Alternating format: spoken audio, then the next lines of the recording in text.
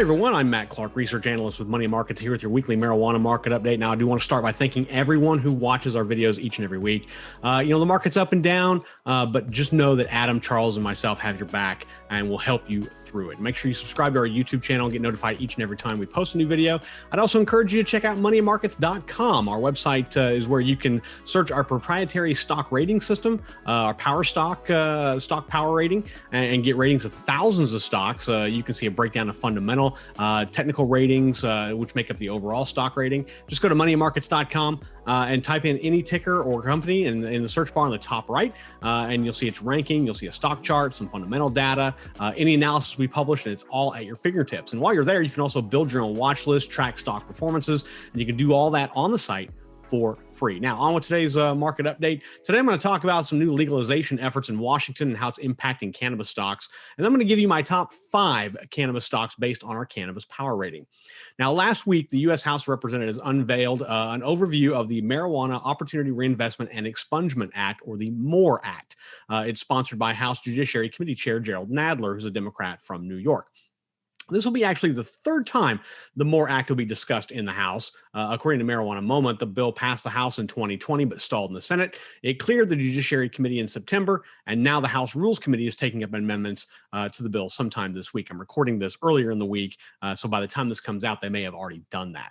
Secondarily, President Joe Biden sent his federal budget proposal for fiscal year 2023 to Congress on Monday, and that continues to block Washington, D.C. from legalizing cannabis sales, but does allow legal medical cannabis programs from being halted by federal intervention. Now, the MORE Act aims to decriminalize marijuana on the federal level by removing it from a list of controlled substances under the Controlled Substances Act, where it currently is. It also removes criminal penalties for individuals who grow, sell, or possess marijuana, according to a summary of the bill at congress.gov. It also opens the door to allow the Small Business Administration to issue loans and services to cannabis-related legitimate businesses. It eliminates some barriers for cannabis businesses to receive financial services through traditional banking that otherwise have been barred up until now. And the release of the report from Congress last week had a profound impact on cannabis stocks.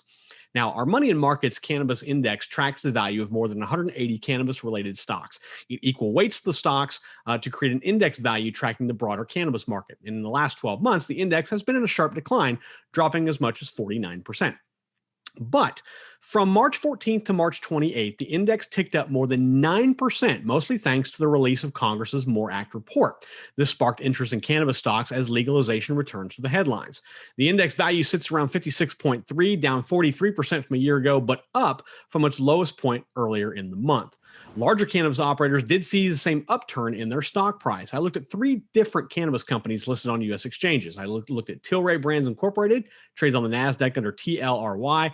GrowGeneration Corporation trades on the NASDAQ under GRWG, and Sundial Growers trades on the NASDAQ under SNDL. All 3 have been down over the last 12 months, but Tilray and Sundial saw nice boosts over the last week thanks to that increased talk about legalization. Sundial is now just about 30% off of where it was a year ago, so not a bad jump off for Sundial. But before you start selling off the farm and investing in cannabis, realize that politics are involved here, and that's always a tricky business. The MORE Act has had little trouble passing the House, and I think it will again. The challenge, however, has been in the U.S. Senate. The bill in a previous form already stalled once, and I think it's likely to stall again.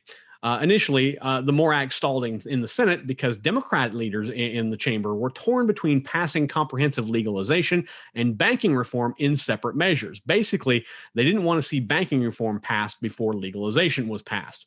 Now, whether this new iteration of the bill solves that is really anyone's guess at this point, but the new version of the MORE Act does address some of the issues brought up in the previous round, according to Marijuana Moment. It does maintain federal penalties for those who distribute cannabis to someone under the age of 21 and those who distribute within 1,000 feet of a school, a college, or a playground. It also creates a civil penalty for making cannabis of any kind with any kind of artificial flavoring or natural flavoring. So basically, you can't have, you wouldn't be able to have banana flavored cannabis or anything like that, where anything is used, any artificial or natural flavors are used to enhance the cannabis. The bill also creates a 5% excise tax federally on cannabis, and by the 5th year of the implementation, that tax would reach 8%. Now, no one's really had a big issue with taxes.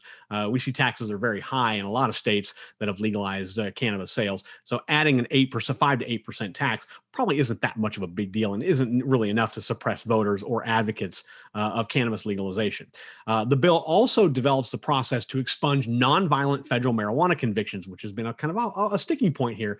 There's been a lot of movement here to say they want the advocates want expungement of crimes where violence is not the key. So basically, if you're arrested and put in jail for possession or sales or anything like that, and it's a nonviolent conviction, they would like to see your conviction expunged so that then you would be able to basically have no record of any cannabis conviction. Now, the Senate did recently approve a bill to promote research into cannabis, but you have to understand research is a far cry from legalization, and the research is kind of wide and all-encompassing, whereas legalization is pretty narrowed down. And there's been some pushback against broad-based legalization of cannabis as opposed to just funding research.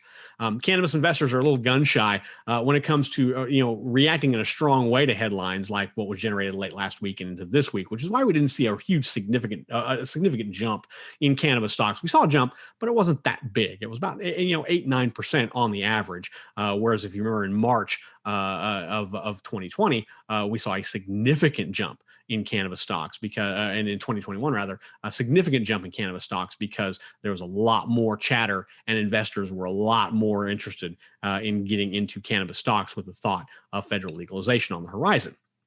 So we've seen it before where, lawmakers push legalization, cannabis stocks skyrocket only to fall back to earth when little to nothing is done. I really want to see this time be different, but the realist in me suggests that it's only going to be the same song and dance with very little change. Now let's look at the money markets cannabis power rating, top 5 stocks this week. The power rating takes into account several metrics related to momentum and value and brings together a total score. The system ranks cannabis companies against each other rather than the broader market as a way to be a little more fair, because comparing Apple to Tilray really isn't a fair comparison. So what I did is I wanted to take just cannabis companies and rank them against themselves. The top 5 this week are Tilt Holdings Incorporated, trades under the ticker TLLTF. It's a cannabis company that provides products and services in the US, Canada, Israel, Mexico, South America, and the European Union. It currently trades at a price to sales ratio of 0.66 and a price to book ratio of 0.45. So solid value at this point. It's one of the few cannabis stocks that has not reached a 52-week low in the last 4 months, which is pretty remarkable. Then there's LifeLock Technologies Incorporated, which trades under the ticker LCTC. I've had a lot of tweets directed my way on my Twitter account about this company. It specializes in creating handheld and fixed breathalyzers for law enforcement and for the workplace. Basically, the breathalyzer that you would blow into for an alcohol test if you're pulled over by the police, likely might have been created by LifeLock Technologies, or at least in part. Now, it's currently pushing a breathalyzer for the cannabis market, which at this point there are none on the market. There are some that are in development, but none are in the market. LifeLock is trading up from its 52-week low that was set back in October. Its price to sales ratio is 1.43. Its price to book ratio is 1.53. So still a pretty decent value by comparison of other cannabis stocks. Then we have Decibel Cannabis Company Incorporated, trades on the ticker DBCCF. It's a Canadian cannabis operator that sells products under the Quest brand.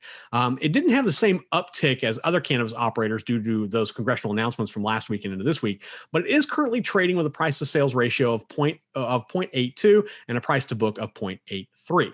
Then you have VPR Brands LP, or Viper Brands Limited, trades on the ticker VPRB. This company sells e-cigarettes, vapes, and pocket lighters. Its products are labeled under Honey Stick, Goldline, Crave, and Helium. The stock is trading up after a fall in January. Its price to sales ratio is currently at 1.04. And then finally, our last on the cannabis top 5 is Indiva Limited, which trades under the ticker NDVAF. Another Canadian producer of cannabis in pre-roll, flower, capsule, and edible form.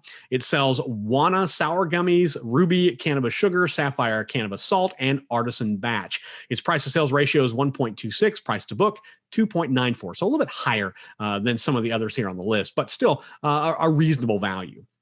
I'll try to give you the top 5 stocks according to our cannabis power rating as often as possible. They don't change all that often. They do fluctuate in number a little bit, but when they do change, I will make sure you know here in this update. Now, remember, these aren't buy recommendations from me, only ones to look at and consider for your portfolio. So I'm not telling you need to go buy them, but I am telling you they are ones to take a look at and consider a possible buy. Now, of all of these, I'm most intrigued by LifeLock Technologies. There's very few players attempting to develop a cannabis breathalyzer. In fact, I think it checked, there's maybe only 2 or 3, including LifeLock. LifeLock already has solid relationships with law enforcement as well as other companies, so getting a product to market could mean really good things for this company in the future. So I think there's a lot of promise there. I'm not necessarily saying it's a buy right now, but I do think this is one of the stronger of the 5 that I've just told you about. That's all for me this week. If you do have a question about cannabis stocks or the broader market, email me. My email address you can reach me at is feedback@moneyandmarkets.com. We'll flash that right down below.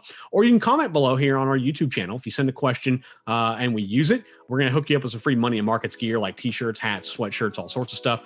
So make sure you do that. Email me. I do have some questions I need to get to, but I am going to do that. And I encourage you to keep sending those in because I like to see what's on your mind and what you have playing possibly for your portfolio. Don't forget about all the great content that we have here on our YouTube channel. It is the best investment insight, and it is all yours for free. Follow me on Twitter. I'll give you even more insights, not just in the cannabis market, but the broader market, sports, all sorts of stuff. You can find me at Invest with Matt C on Twitter. That's Invest with Matt C on Twitter. Thanks again to everyone who watches our videos every week. We do it because we want to bring you the best insights, not only into cannabis, but into broader investing. And we want to give it to you all at your fingertips. Also, check out moneymarkets.com each and every day for new content that provides safe, sound, smart, simple, profitable investment information all for you. I'm Matt Clark, research analyst from Money Markets, your host of the Marijuana Market Update. Until next time, everyone, safe trading.